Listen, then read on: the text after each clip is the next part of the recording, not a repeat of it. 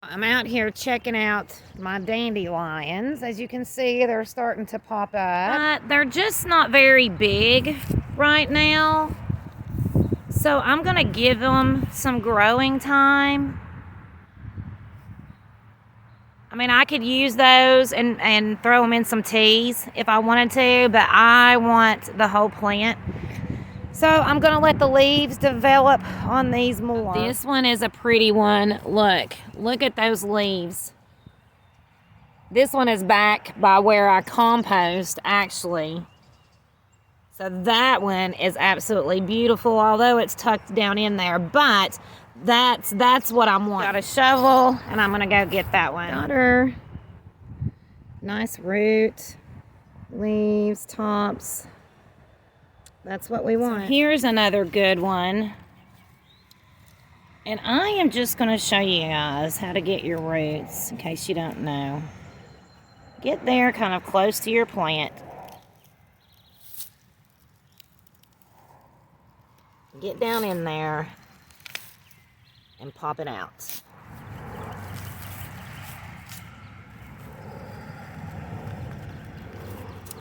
Perfect. Perfect.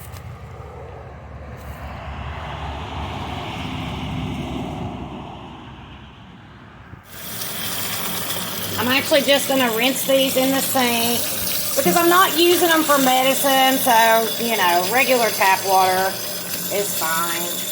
And then I've seen a lot of you guys asking if you have to use hydrogen peroxide. No, you don't. Your dandelions, especially if you get the roots, tend to be a lot dirtier than some of your others. Okay, so I'm going to rinse these off again too. And I'm actually going to let these soak a little bit, maybe about 10-15 minutes.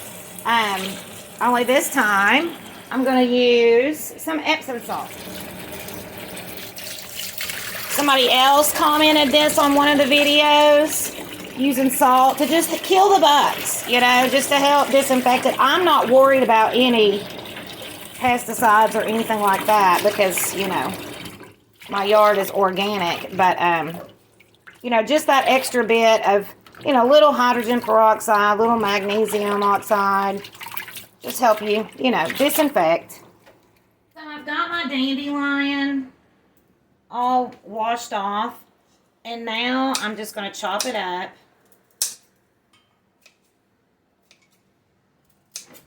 I am using this to cleanse. This is a good cleanse. It's good for your liver. It's good for your heart.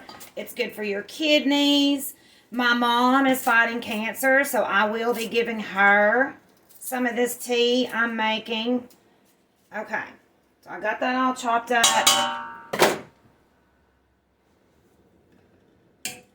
It's neat to me how nature works. You know, how these are both just cleansing plants, and, you know, they pop up in the spring for us to use to kind of like, you know, give us that spring in our step that we need by, you know, detoxing some of the stuff, the junk that we've eaten through, you know, the winter that can bog us down. So a good time for cleansing and fasting is the spring. It's kind of like up and out is the energy we get there. So I'm going to let this steep for at least, well, I'm going to let it heat up.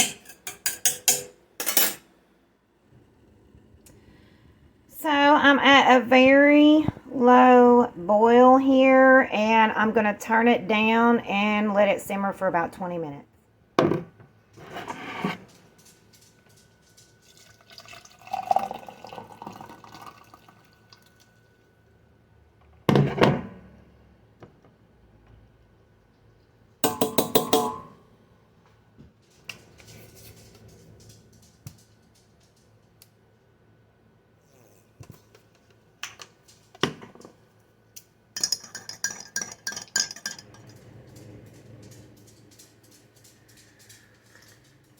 So my mom is fighting cancer, so I'm going to show you guys like how I'm going to make her tea, because since she is sick, we want a medicinal tea for her. Now, I have this pot, about 8 cups of water in here. This is about a cup of fresh dandelion.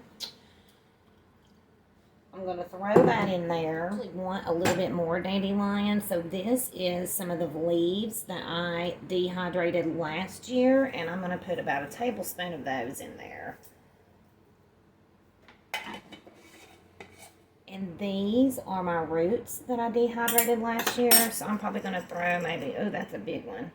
We'll throw that big one in there. And maybe about a half a tablespoon, because we do have some in there. Next up, I have some dehydrated dead nettle, purple dead nettle that I did earlier.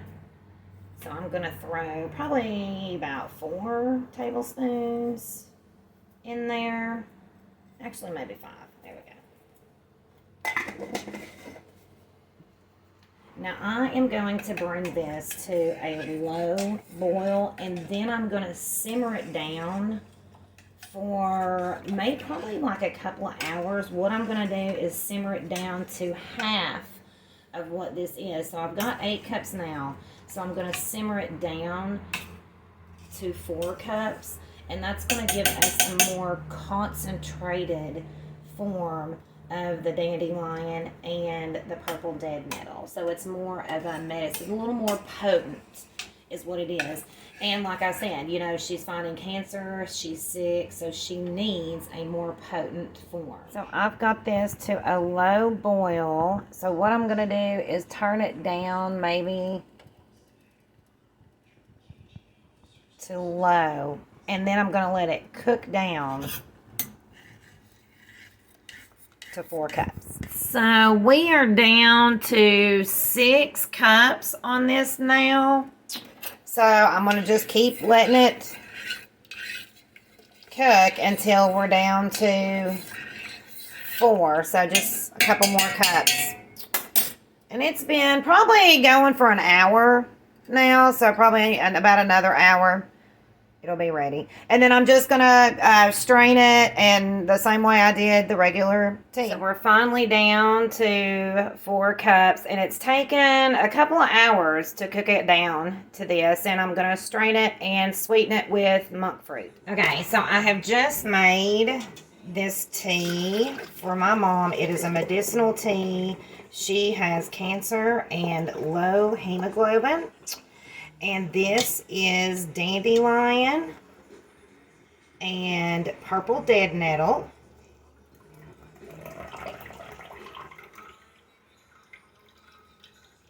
So I have used probably a cup of fresh dandelion in here and maybe a tablespoon of dried. I've used probably about a 1/4 cup of purple dead nettle to 8 cups of water. I cooked it for a couple of hours on low, down to 4 cups. So it is a more concentrated tea than just your regular herbal tea. Both dead nettle and dandelion are high in iron. So that is what I'm hoping to help with the low hemoglobin. And they are also anti-inflammatory.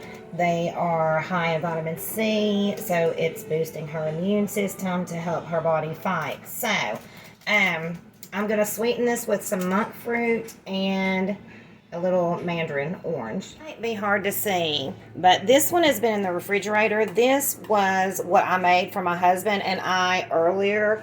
I probably steeped it about 30 minutes, but you can tell it is lighter than the tea that I've made for my mom. It's clearly, hers is a lot darker. So like I said, it's more potent and more of a medicine. And she needs a medicine because she's fighting cancer. So here's the thing. My mom is going to be having some blood work done on Tuesday. And so we'll be checking her hemoglobin. If she drinks this like she's supposed to, we will we'll know. We'll be able to tell if it's gotten her levels up. So my mom needs to drink her tea.